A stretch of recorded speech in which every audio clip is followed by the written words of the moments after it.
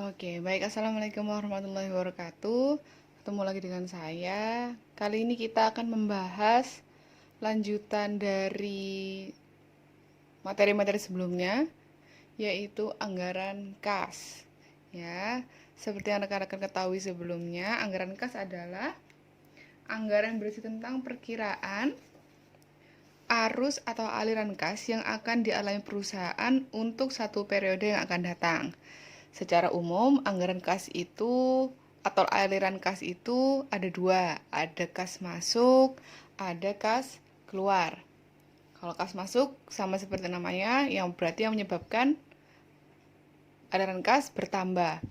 Kalau kas keluar berarti yang menyebabkan aliran kas berkurang. Informasi yang dibutuhkan untuk menyusun anggaran kas itu ada: satu, semua aktivitas yang menyebabkan aliran kas bertambah atau uang bertambah. Dua, semua kegiatan yang menyebabkan aliran kas berkurang dan beserta-besarannya. Yang ketiga adalah kebijakan penjualan. Ada yang tunai atau ada yang kredit. Dalam menyusun anggaran kas, ada beberapa tahap yang harus dilalui. Yang pertama adalah membuat anggaran penerimaan kas. Jadi dipisahkan dulu aktivitas-aktivitas apa saja yang menyebabkan uang kas bertambah. Kemudian yang kedua adalah membuat anggaran pengeluaran kas, yaitu kumpulan dari kegiatan-kegiatan atau aktivitas yang menyebabkan uang kas berkurang. Kemudian yang ketiga, membuat anggaran kas sementara. Di anggaran kas sementara ini fungsinya nanti untuk melihat apakah ada pada periode aliran kas itu yang nilai kasnya itu negatif. Kalau negatif nanti akan ada yang namanya pinjaman. Seperti itu. Dan yang terakhir adalah anggaran kas final. Di anggaran kas final ini tidak ada lagi anggaran kas yang negatif. Lanjut, kita akan membahas tentang contoh soalnya. Di sini ada contoh soal mengenai anggaran kas perusahaan. Nomor 1, manajemen PT Perbanas Jaya sedang melakukan perencanaan untuk menyusun anggaran kas tahun 2021. Data yang tersedia adalah sebagai berikut. A. Rencana penjualan. 60%-nya adalah penjualan kredit. Sudah saya sebutkan sebelumnya, salah satu informasi yang dibutuhkan dalam menyusun anggaran kas adalah kebijakan penjualan, apakah tunai, apakah kredit, atau menggunakan keduanya. Nah, contoh soal ini menggunakan keduanya. 60% adalah kredit, berarti sisanya adalah 40%-nya tunai.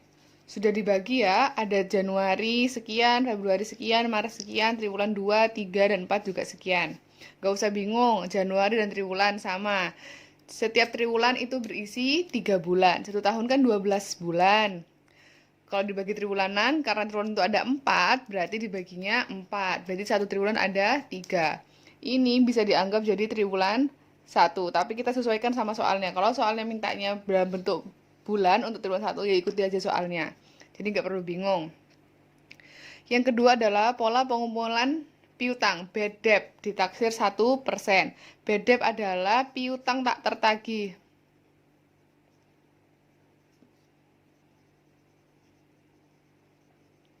Jadi, saat kita memberikan piutang terhadap pihak lain, ada kemungkinan-kemungkinan yang menyebabkan piutang itu tidak diterima oleh kita. Mungkin karena gagal bayar atau perusahaan yang kita pinjami bangkrut dan sebagainya. Nah, itu harus dianggarkan, piutang tak tertagih. Dengan pola seperti berikut. Bulanan, untuk yang bulanan, karena dia ada bulanan, untuk triwulan, untuk yang sesuai dengan yang triwulanan. 80% bulan penjualan, 10% sebulan sudahnya, dan seterusnya. Nanti kita langsung kerjakan aja biar kalian nggak bingung. Ada informasi tentang saldo awal tahun, kas sebesar sekian, dan piutang sebesar sekian. Kemudian ada informasi tentang pengeluaran kas. Nanti kita berarti bisa susun anggaran pengeluaran kas dari informasi yang ada di sini. Ya. Kemudian ada pendapatan lain-lain. Pendapatan lain-lain itu berarti aliran kas masuk ya. Pendapatan itu berarti termasuk yang menyebabkan aliran kas bertambah. Oke. Kita langsung kerjakan aja ya.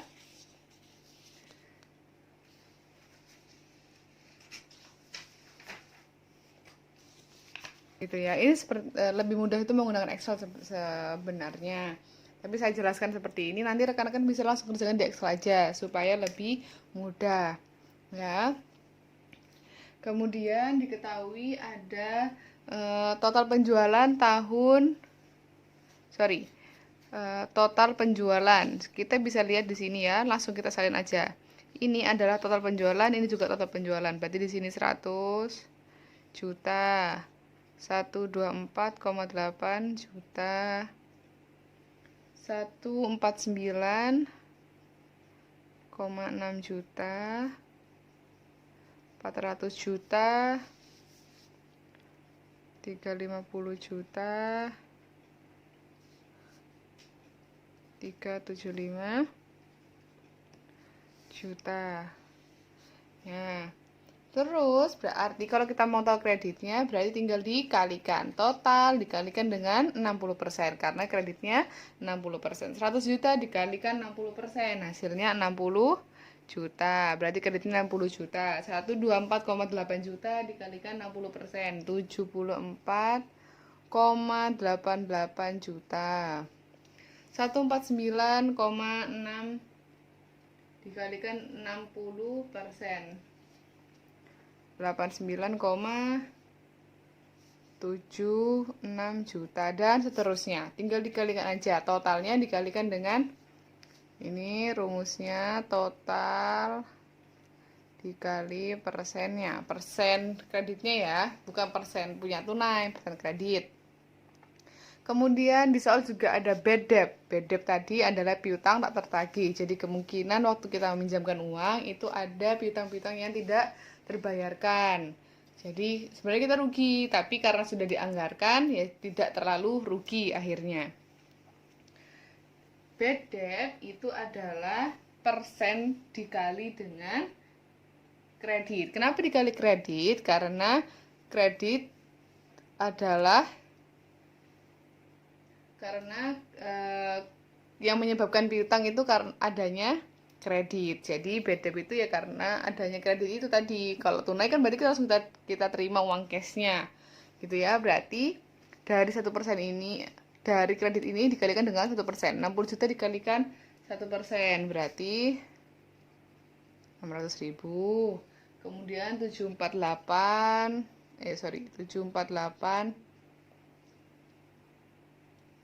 800, kemudian 897 600. Begitu ya. Terus sampai ke bawah. Piutang bersihnya berarti kredit dikurangi sama bad debt. Bad debt tadi ingat ya, piutang tak tertagih. Pura-puranya nggak bisa tertagih sebesar 600.000 dari 60 juta. Berarti piutang bersihnya adalah untuk Januari 59 juta 400. Untuk bulan Februari adalah 74 juta 13. Dan bulan Maret adalah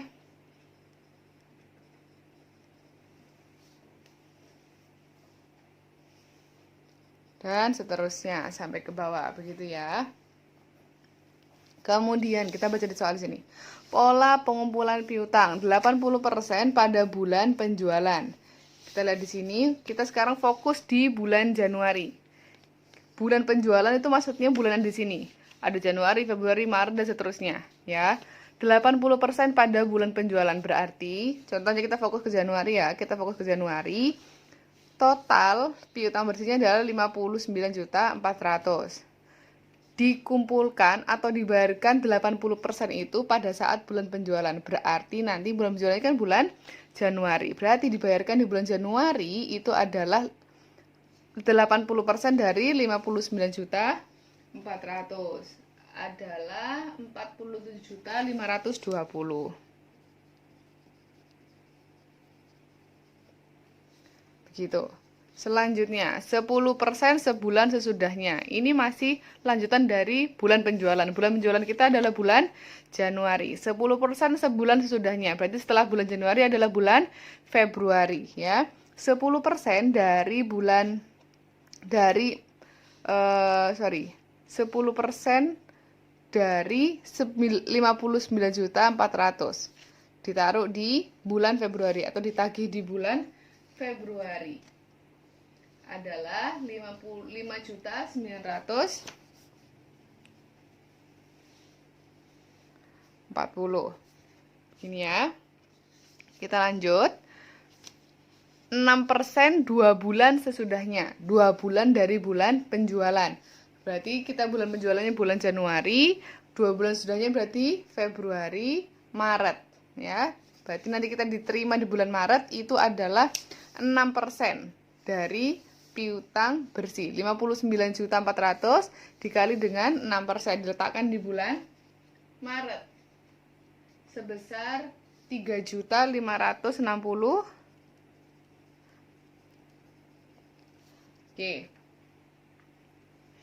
Selanjutnya adalah 4% 3 bulan sesudahnya. 4% 3 bulan sesudahnya. Berarti setelah kita penjualannya bulan Januari. 3 bulan sesudahnya adalah Januari, Februari, Maret, April. Di bulan April harusnya kita terima 4% dari 59.400.000. Mbak, tapi di sini nggak ada April. Oke, nggak usah bingung. Seperti yang Mbak jelaskan tadi sebelumnya.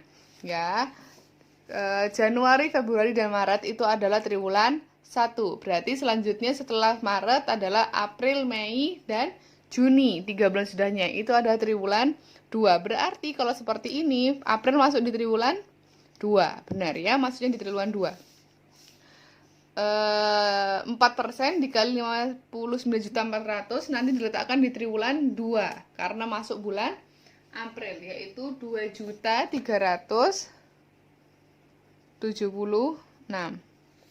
Ini kalau rekan-rekan total Januari, Februari, Maret, dan triwulan 2 atau bulan April itu harus totalnya 59.400.000. Seperti itu. Nanti yang Februari juga.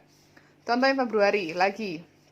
80% pada bulan penjualan. Bulan penjualan kita ada bulan Februari. Berarti yang Januari nanti kosong. Langsung lompat ke Februari. 74.131.000 dikali dengan 80% adalah 304.960. Selanjutnya 10% sebulan sudahnya. Berarti setelah sudahnya Februari adalah Maret. 10% dikalikan 7 dan seterusnya. Kemudian 6% 2 bulan sesudahnya. Februari, Maret, April. Masuk di triwulan 2. 3 bulan sesudahnya Februari, Maret, April, Mei. Nggak ada lagi. Cek aja. Triwulan 2 itu bulan apa aja? Maret, April, Mei, Juni. Di sini itu ada April, Mei, sama Juni. Berarti 2 bulan sudahnya masuk di triwulan 2, 3 bulan sudahnya juga masuk triwulan 2. Berarti untuk yang Februari ini 6% ditambah 4% masuk di triwulan 2. Seperti itu. Ya, nanti dikerjakan terus sampai ketemu jumlahnya. Nanti jumlahkan ke bawah, ke bawah, ke bawah, dan ke bawah. Ya. Oke.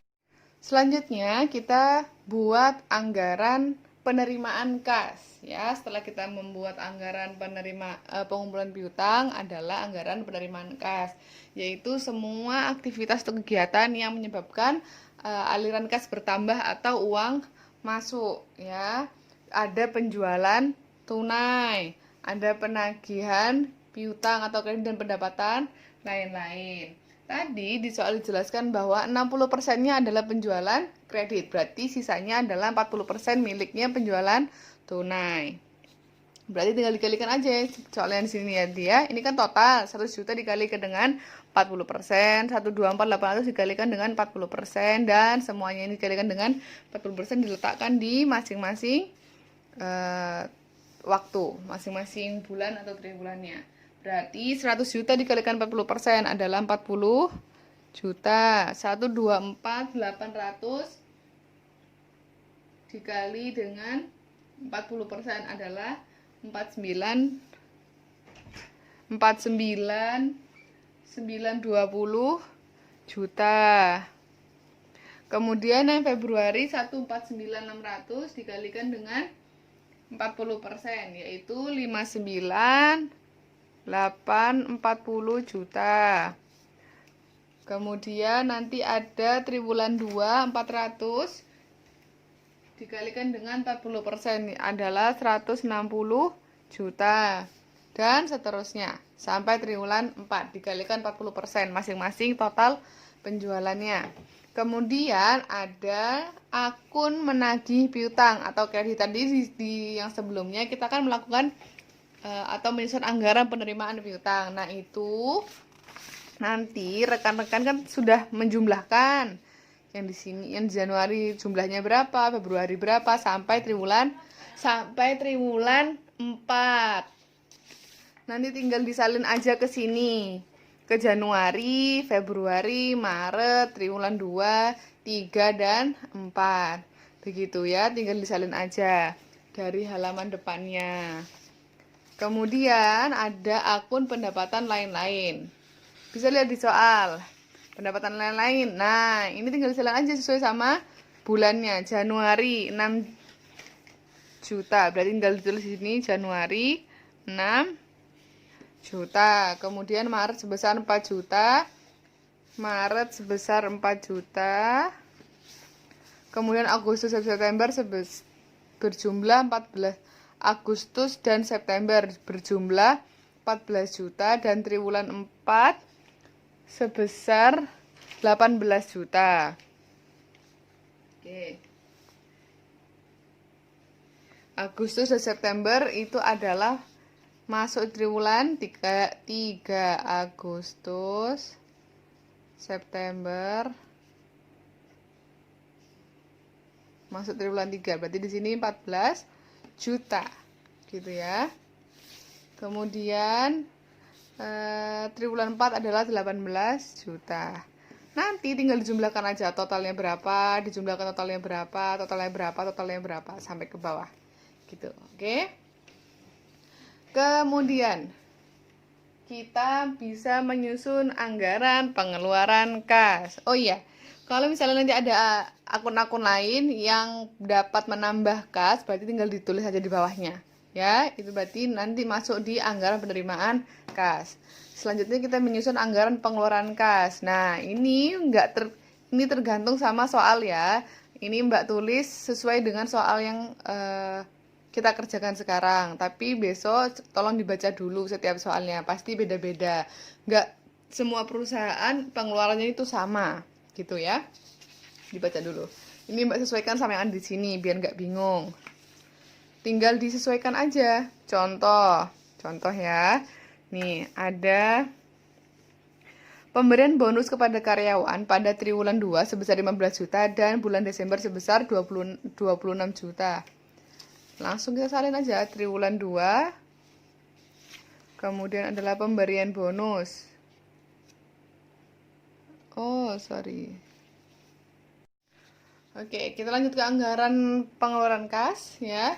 Contohnya di sini pemberian bonus kepada karyawan pada triwulan 2 sebesar 15 juta dan bulan Desember sebesar 26 juta. Berarti tinggal tulis pemberian bonus ini Mbak ganti karena di sini pemberian dividen Mbak ganti pemberian bonus, Mbak sesuaikan sama soalnya.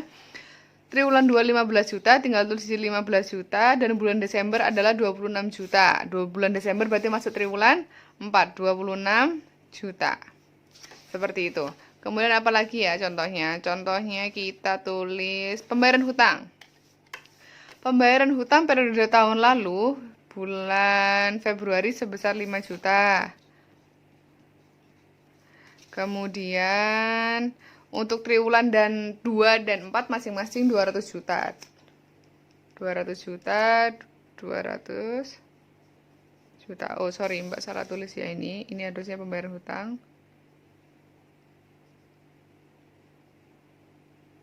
Nanti kalian sesuaiin aja ya sama punya kalian. Sorry belum Mbak ganti. Nah, nanti tinggal disalin aja, sesuaikan sama akun-akun yang ada di soal kalian. Nah, Mbak, makanya Mbak sarankan pakai Excel aja.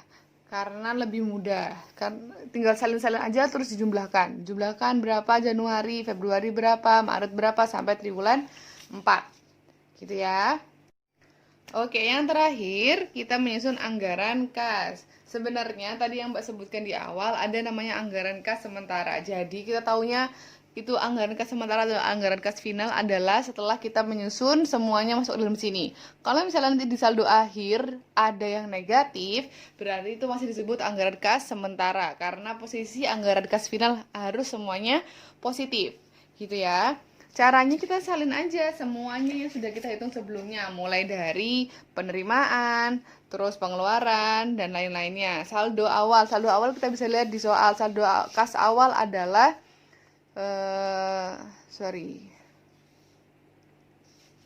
saldo kas awal adalah sebesar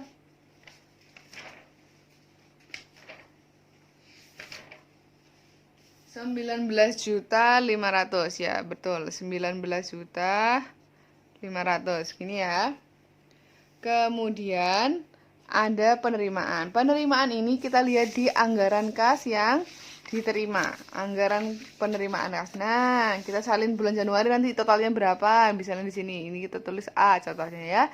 Berarti nanti di sini tulis A. Kas tersedia itu adalah jumlah antara saldo awal dijumlah dengan penerimaan.